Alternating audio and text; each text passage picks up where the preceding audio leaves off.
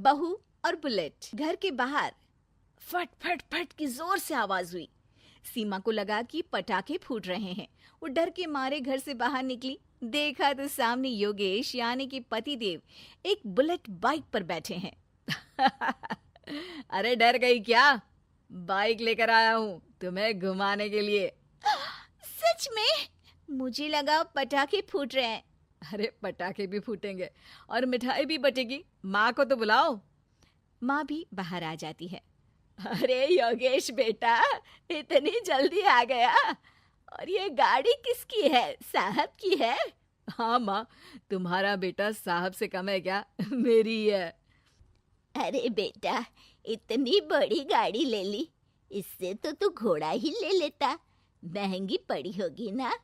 माँ महंगी सस्ती छोड़ो और मिठाई लाया हूँ, गांव में बंटवा दो। अरे बंटवा क्यों दो? पीछे बैठो, गांव में बांट कर आते हैं। सब खुश थे। योगेश गांव के बाहर एक कोयले की खदान में मजदूरी करता था। मेहनत और अकल से उसने वहां ठेकेदारी का काम सीख लिया और सूझबूझ से ठीक ठाक पैसा बनाने लगा। गांव में बात फैल गई कि योगेश के घर धमाका गाड़ी आई है। ऐसी गाड़ी पहले कभी किसी ने गांव में तो देखी नहीं थी। योगेश और माँ गाड़ी से वापस घर आ जाते हैं।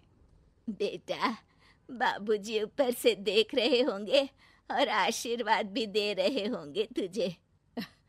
वो होते तो उनको भी घुमाता माँ। पूरे गांव में नाच नाच के मिठाई बांटने जाते।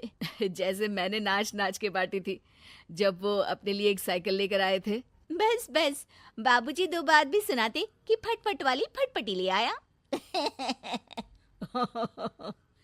सीमा आगे कहती है, अपने लिए तो ये गाड़ी ले आए और मेरे लिए? अरे ये गाड़ी तुम्हारे लिए ही तो है। पक्का मेरे लिए है? अरे पक्का तुम्हारे लिए है। अगली सुबह जब योगेश सो रहा होता है तो उसे बाहर से गाड़ी की आवाज आती है। वो घबरा कर चिल्लाता है, चोर चोर, मेरी गाड़ी ले जा रहा है, चोर चोर। माँ भी जागती है और योगेश के साथ दरवाजे की तरफ भागती है। जैसे ही दोनों बाहर निकलते हैं तो देखते हैं कि सीमा गाड़ी चला रही है। अरे बहू, नाक कटवाओगी क्या?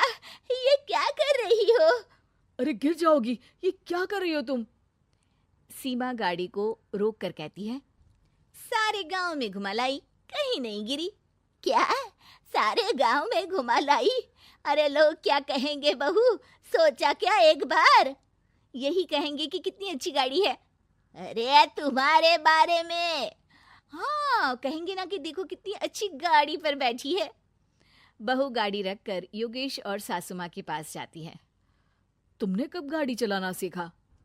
हमारे बाबूजी के पास पुरानी स्कूटर थी, सीख ली। फिर स्कूल में एक मास्टर जी भी ऐसी ही गाड़ी लेकर आते थे, उन्होंने सिखा दी। हाँ हाँ, स्कूल के मास्टर आजकल यही सब तो सिखा रहे हैं। पढ़ाई का कुछ सिखाते तो कुछ भला होता।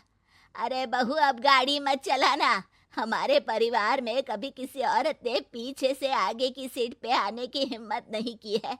तुम भी मत करना, समझी? जी समझ गई माँ जी। सीमा सास की बात सुनकर चुपचाप रसोई में जाकर उदास होकर खाना पकाने लगती है। सास सुबह सुबह मंदिर से पूजा करके लौट रही होती है। तभी उसे दो औरतें रोक लेती हैं और कहती हैं, अरे बहू को थोड़े अच्छे लक्षण भी सिखा दो। गाड़ी चलाने निकली थी, गांव की मर्यादा का कोई ख्याल नहीं है। वही तो। अरे पैसे आने लगे हैं तो क्या मतलब कि किसी रीति रिवाज को नहीं मानोगे? अरे समाज में रहना है तो समाज के ढंग से ही रहना पड़ता है। अरे लाज भी नहीं आई बहू को? चूल्हे चौके से निकलकर सीधे गाड़ी लेकर चौराहे चबूतरे नाप लिए, फट फट फट करते हुए। अरे कुछ कह देना उसे। अरे ये क्या कहेगी? बूढ़ी सास है, इनकी थोड़ी ना चलती होगी घर में। हाँ, बहू की ही चलती होगी, मर्जी भी और गाड़ी भी।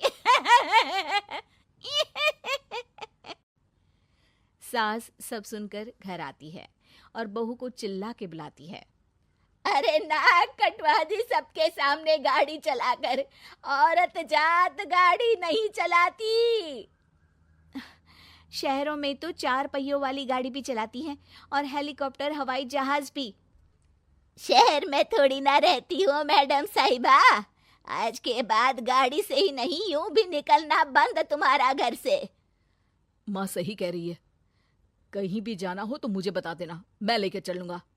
आज माँ को तुम्हारे कारण कितनी बातें सुननी पड़ी। इतना कहते हुए योगेश वहां से चला जाता है। बारिश की वजह से कारखाने के रोड पर कीचड़ रहता है, इसीलिए योगेश गाड़ी घर रख कर जाता है और किसी से लिफ्ट लेकर कारखाने पहुंचता है ताकि नई गाड़ी गंदी ना हो।